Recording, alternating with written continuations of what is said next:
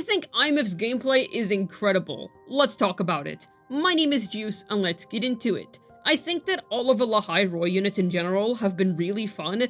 Linny was already a very interesting support in my opinion because I felt like her inputs were very dynamic, and we hadn't gotten a support like her yet in terms of gameplay. Adding jumps to her kit was something pretty unexpected, and all around I enjoy how different she feels. Now, Mornier is mostly a souped-up shorekeeper in terms of gameplay, though because she plays more aerially, I do prefer her gameplay to shorekeepers. Now, Aemeath is the first proper main DPS we've gotten in Lahai Roi, and goodness me did they seriously kill it with her gameplay. And I feel like I should definitely call attention to how good it is, because I want to point out this good thing in hopes that Kuro can continue to do good things like this, because I feel like we definitely should get more units like this going into the future. Alright, that's great and all, but what exactly do I mean by more units like this, and what exactly is so praiseworthy about Aemeath's gameplay? Because what I'm talking about is not necessarily the fact that she's really strong. Yes, she is the best DPS in the game right now, and yes, doing plenty of damage does result in more rewarding gameplay, but that's not really the only thing I'm talking about here. Aemeath feels rewarding for other reasons, and I also think she feels very dynamic, and I really want to point this out. Because generally I will say that Wuthering Waves does a good job at having unique gameplay for all of its characters, but Aemeath is a character that is especially worth praising because she tried something new, and I feel like that's definitely worth pointing out, so that Kuro Games can continue to experiment in the future, and perhaps make even more fun units that innovate even further. I think the most interesting thing about this character gameplay-wise is the fact that she can freely switch between her regular mode and her mech mode, and this does actually allow for different kinds of rotations. Another thing is that you're able to choose whether you want to front-load all of her damage at once, or if you want to spread it out more evenly. For instance, if you ult closer to the start of a rotation, you're front-loading more damage then, and then you would ult at the end whenever you're finished with the rest of her rota. Or alternatively, you can choose to just ult later in the rotation, and that's also going to be very serviceable and highly viable. And no matter what you choose, she's going to be very strong, but if you're willing to put in some extra effort, you do get more damage out of this already broken character. And that, in my opinion, is a big reason as to why she feels rewarding. If you put in extra effort, that effort is reflected back in the amount of damage you deal, and the amount of DPS you deal. For instance, the most optimal way to play Aemeath at the minute is actually to swap instantly into her mech mode before you do anything else on any other character, so that whenever you intro into her, you're already within her mech mode, and whenever you finish her rotation by the time you get to her, you instantly swap back to mech mode, so that the next time you enter her during your rotation, she is once again going to be in mech mode already. And currently, that is the strongest way to play her. This is a result of very dynamic gameplay that is very adaptable. And another thing is, you can choose to play her in a more easy way if that suits you a little bit better. You don't have to abide by extremely tight rotation timings if you don't want to do so. You can easily add some more basics to the rotation as you see fit if you need to generate some more forte, and she allows you to do that. The only punishment is that you're just not dealing as much damage as you physically can be doing. Another thing is that this is a character that is easy to get into at a baseline, but is rewarding and challenging to optimize upon, because she does have some pretty cool optimizations that you can do if you want to play her at her absolute top potential, and that is absolutely amazing. I seriously hope that going forward, Kuro Games continues to make characters that have such a dynamic feel to their gameplay that just feels so rewarding to build upon when it comes to their rotations. Aemeath is super dynamic, and that is really, really cool, because that isn't something that can be said for every single character. I do think that Kuro has done a great job at innovating with their DPS playstyles in the past as well. Frolova is another character that I personally would want to praise for having a very unique gameplay gimmick. I personally think she has a really cool playstyle, but I have to say, they have yet again managed to innovate with Aemeath. And I hope that going forward, we're going to continue to see really cool stuff like this. Simply being able to dynamically swap between different modes offers so many different things that you can try and do with her.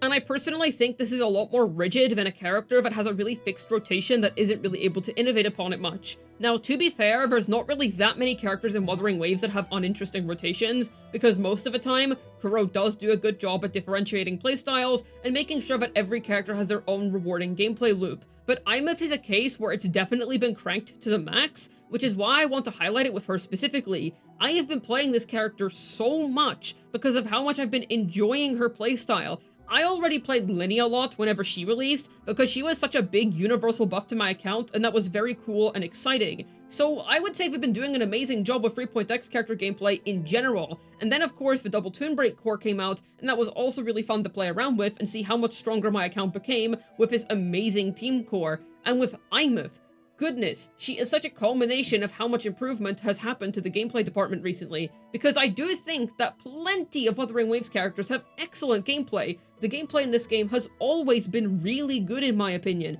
but they've somehow managed to push it even further with this character, which is why I praise it, because this unit is genuinely praiseworthy in that regard. And while I do believe Akuro usually doesn't miss in relation to gameplay, they can still make relatively simple units from time to time.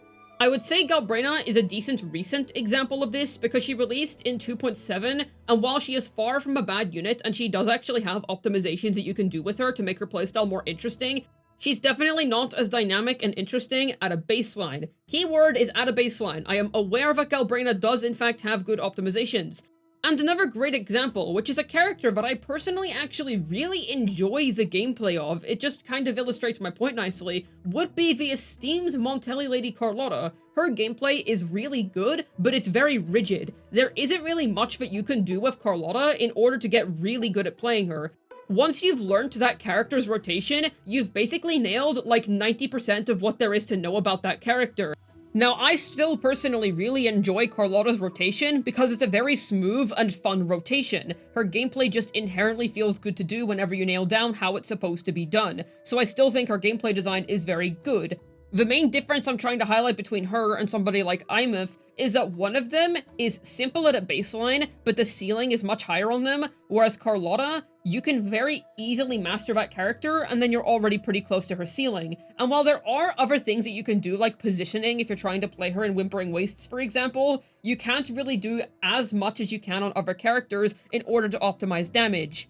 Now, I would like to emphasize, I am not talking about raw damage here. It is obvious that a character from 3.1 is going to be stronger than a character that is over a year old at this point. Damage has never been the focus of this particular discussion. I am specifically trying to focus on how, with enough gameplay technique, you're able to yield more out of the character than before. If you use Aemeath's best possible rotation, you can get up to 90k DPS. Her third best rotation is 85k for reference, and then her second best is 87 to 88k. There is a noticeable difference each time if you try to optimize Aemeath, whereas with some other more simple characters that usually isn't the case. Now, plenty of characters do tend to have at least one small optimization they can do here and there. Like, I don't think there is such a thing as a Wuthering Waves character that literally does not have a singular optimization you can make. That's just not true. All of them can do at least something to be a little bit better. But Aemeath in particular is very rewarding, and I think that's nice. And I do believe that wuwa units going forward should continue to reward higher levels of skill like that, because it's not necessarily like Aemeath's skill requirement in order to do better on her is really, really high. I think once you nail down just switching to her mech form instantly when the fight starts, and you just remember to do that each time, you're already going to be doing a whole lot better. And I think the really nice thing about this character is that both sides are winning. Even if you're somebody that just doesn't care about any of this, and the only reason you care about endgame is just so that you can get the astrites, then Aemeath does not require a lot of skill to be played at a baseline. You can very easily achieve amazing performance on her just by playing her in the most bare bones basic way possible, which is amazing. And then optimizers are still rewarded. Now, it's not exactly as crazy as, say, some of the most insane quick swap techniques, but I think it's nice that it's there, and I think it's nice that it's actually rewarding. I've personally been having a ton of fun with it, which is why I believed I felt like I should make a video on it and praise it for what it is. It kind of reminds me of the philosophy of the fusion teams.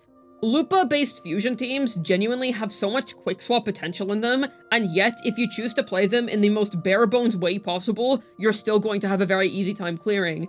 You're not punished for being casual, but you still get a more fun experience if you choose to be hardcore about it, and that's awesome. I really, really hope we keep up with this. I also just think the Lahai Roy unit gameplay design has been awesome, because every unit has been based around aerial combat for the most part, and that's just been really fun and cool.